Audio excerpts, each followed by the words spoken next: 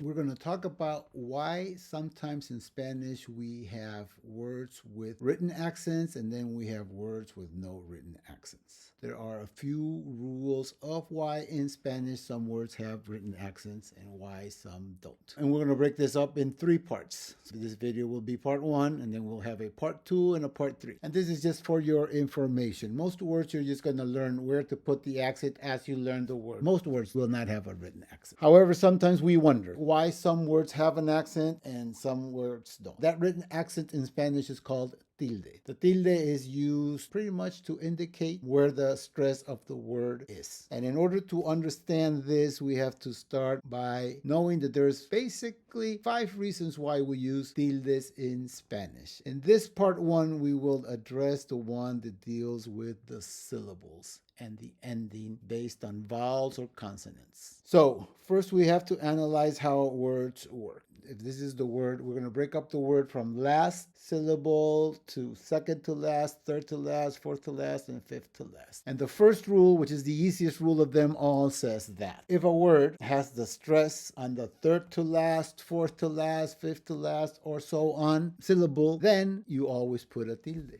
Okay, that's a very simple rule. Words like that are going to be, for example, America, America, and the stress is in me, America. So then you have to put a written accent. Another word will be película, movie, película, right? So then third to last again. Otra palabra would be número, número, number, número, okay? One that could be a little bit longer, maybe those with the ly ending equivalent in Spanish, which is mente, básicamente, básica, ba, you put the tilde there, and sicamente, that is fifth to last. Rápidamente, also fifth to last. Rápidamente, that one also takes a written accent. So if the stress of the word is on the third to last, fourth to last, fifth to last, sixth to last, or whatever, we always put a written tilde. But there's always going to be that written accent that we call tilde. The next one deals with the endings of words. Many times you're not going to see a tilde on the word, and that is because there are 2 rules here that we're following and that require no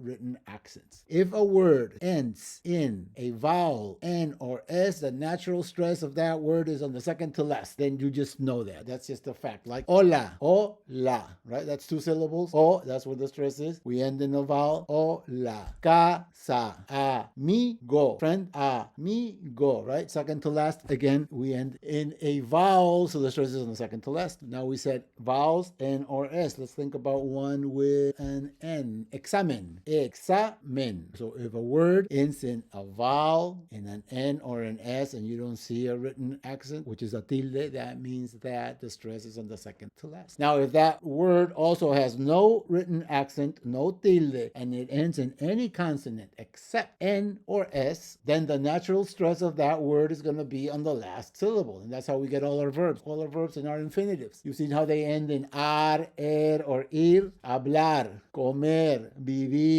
estudiar, entender, dormir. All those have the stress on the last syllable. Other words that will also end in a consonant that is not N or S would be ciudad, city. The stress is on the last syllable. Mujer, woman, mujer on the last syllable. Internet, what we're using here. Internet. We take this word from English, but in Spanish, internet. We end in the T. The stress of the word is on the last syllable. Blue, the color blue. Azul, ends in an L, azul. The stress is on the last syllable. So the rules are pretty much that. If the word is going to end in N, S, or a vowel, the stress of the word is going to be on the second to last syllable. No need to put a written accent. If the word ends in a consonant except N or S, then the stress is going to be on the last syllable. No need to put a written accent. Now we break those rules. If the stress is going to be, let's say if the word ends in any of those given examples and the stress is on the third, fourth, or fifth, that was the first instance, then you always do a written accent. If you want to break those rules because the stress is in a different place, then you have to use a tilde. Examples of these words will be canción, song, you end in an N and the stress is there, you put a tilde. The language I'm speaking right now, inglés, English, you put a written accent. Adios, goodbye, accent. What we drink every morning, café, accent. We don't say café, we say café, so we have to put a written accent. Mother, mama. We don't say mama in Spanish, we say mama, so we have to put a written accent. And mama has usually a baby. Baby in Spanish is bebé. We also put a written accent. And then where I originally come from, Peru. Peru. It's not Peru, it's Peru. So you have to put an accent on that last syllable, on that U of Peru.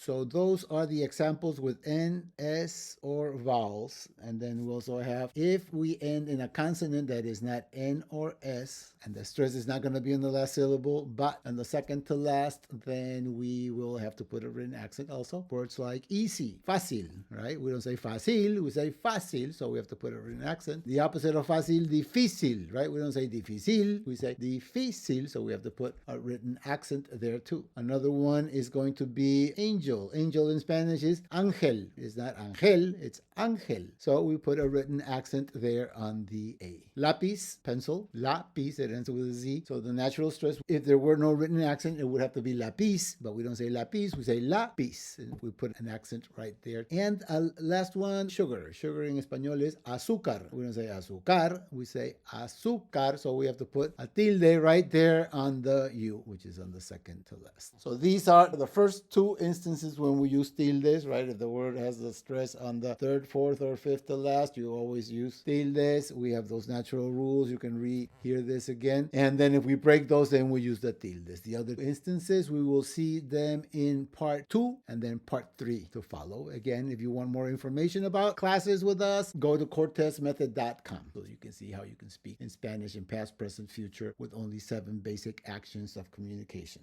Okay? Muchas gracias, and I'll see you in the next video.